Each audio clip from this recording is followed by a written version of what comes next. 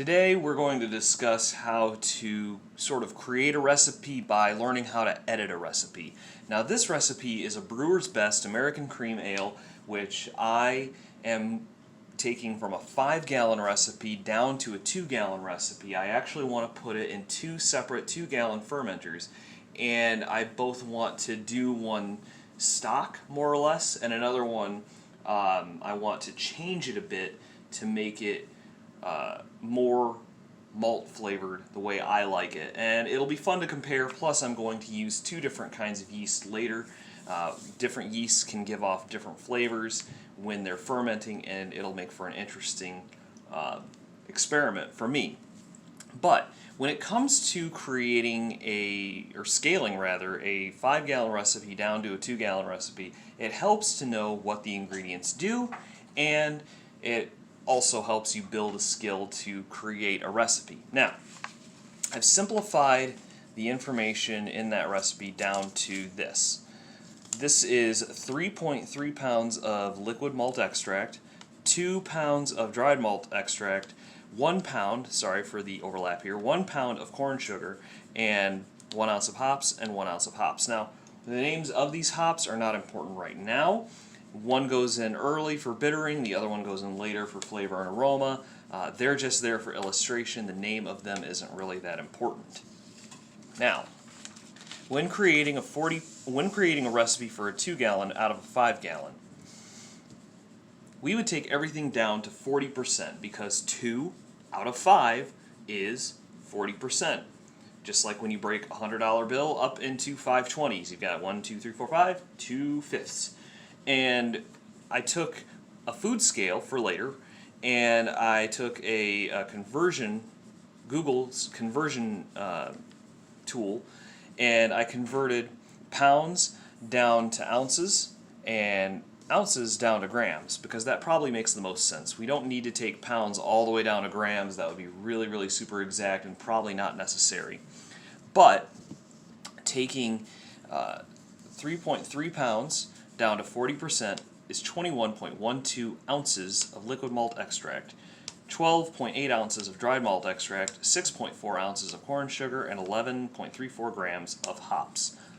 Now, when doing the dry malt extract, the recipe actually says to put the liquid malt extract in with the hot water as it's boiling and then add in the dry malt extract. One caveat, one thing you should probably not do in a recipe is put the DME into a boiling pot of water, because it just clumps. It's a mess, and the easiest thing to do that I found is to just put the DME, the dry malt extract, into a blender with a quart of water per pound or something to that effect. It's really quite negotiable as long as your overall end result meets within your recipe, and you put about like I said, as much dry malt extract as you need in a blender, blend it up real quick, put that water dry malt extract blend into your pot, and then boil. The tricky part comes in that you want to maybe do, in my opinion, 8 cups of water with the dry malt extract. You're going to put that into your pot for boiling. You're going to put the liquid malt extract into that with the hops. That is more hot water than a normal, say, Mr. Beer recipe that calls for 4 cups of water only is. And that can cause a hot problem when putting that mix into your fermenter. When you do that, you're putting usually a gallon of cold water in the fermenter, then you're adding this hot mix wort that you've made, in my case 6 or 8 cups, into that cold gallon of water, and that does not cool down as fast. It's just more hot water into the same amount of cold water. So you want to wait to put your yeast in. Just a little life hack. Now, you can, in this recipe, put the dry malt extract into the water, as I mentioned, just anything. It really doesn't matter that much. It's not that strictly, it's not that strict of a guideline, as long as you keep it small, like I mentioned. Then you add the liquid malt extract and follow the recipe as normal, adding in the sugar and the hops when it says. In the other fermenter, I want to make a 50%, sort of. So I like something maltier. I'm going to do 50% of the liquid malt extract, but not 50% of the dry malt extract. I'm only going to up one because I think that's a significant amount. If you have too much fermentable things in your fermenter, yeast can have trouble. Now generally the packet of yeast is going to be able to handle up to 5 gallons of wort and a beer that's normal heavy. If you have more than 5 gallons or more than 5 gallons and more heavier beer with more sugar in it in the wort, that's going to cause a problem. I also am going to add the same amount of corn sugar because I really just want to up this flavor and I don't want to add more sugar. Adding sugar makes your beer taste thinner and more like champagne is what people usually compare it to. And then hops. Now this is a really mellow beer, so I'm actually going to do 50% of the hops in this batch. For each hop is 14 and 14, because it's such a mellow beer that this slight increase, this 10% increase over this recipe, isn't going to be a big deal. Also, there's a thing called hops utilization, which we have discussed before. That means how well the bittering part of the hops makes its way through the wort, particularly when you're boiling a small portion to put into a big portion. There's a concern that hops don't affect the rest of that water as it's diluted. And in my scenario, it probably isn't going to matter at only 2 gallons.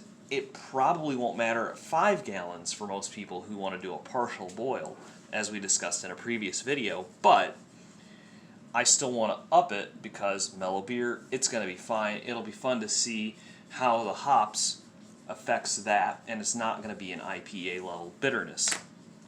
Now, you're wondering, how do we know how much of any given component do we put in a recipe? Say we want to build our own recipe. Okay, well, over here we've got a little chart that I made up, and you can Google how much gravity points a given ingredient has for beer.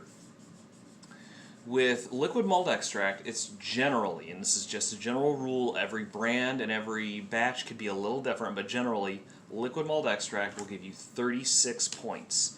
And as we discussed in refractometers and hydrometers, this is how we are measuring how heavy our beer is. Any given beer at the store, any commercial beer, typically starts out with a starting gravity of 50.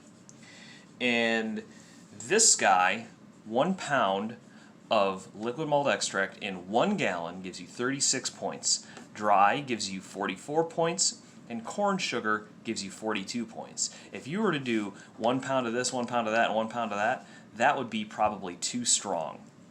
So that's why you would typically scale this down, and 40% of 36 is 14.4. 40% of the 44, just forget this period for a sec, is 17.6, and 40% of corn sugar of the 42 points is 16.8, giving you a grand total of 48.8, which is darn close to the 50 that you want. Now, if you don't know what I'm talking about in this video, you should refer back to the gravity video and the refractometer video. It explains all about gravity points and why they're used and why they're necessary. But this is a measurement for how much sugar you should use, and we designed the point system. I left the period there, but really we designed the point system around this entire idea, just as a whole number. So that basically covers what we're going to do. So any given recipe that you're going to buy in the store, again, just to reiterate, if you want to scale it, you can do a 1 gallon batch at 20%, a 2 gallon batch at 40%, a 3 gallon batch at 60%. There are some 3 gallon fermenters, but You basically take everything you're going to do with a food scale level of exactness and potentially some little ramekins to put the ingredients in, and you're going to more or less follow those directions with my one little caveat that you want to put DME through the blender in some water. Beyond that, I think that basically covers it. At a later video, I hope to display some of the steps at least as I make this batch. And as always, like, share, subscribe, DIY Homebrew. Thanks for tuning in. Bye-bye.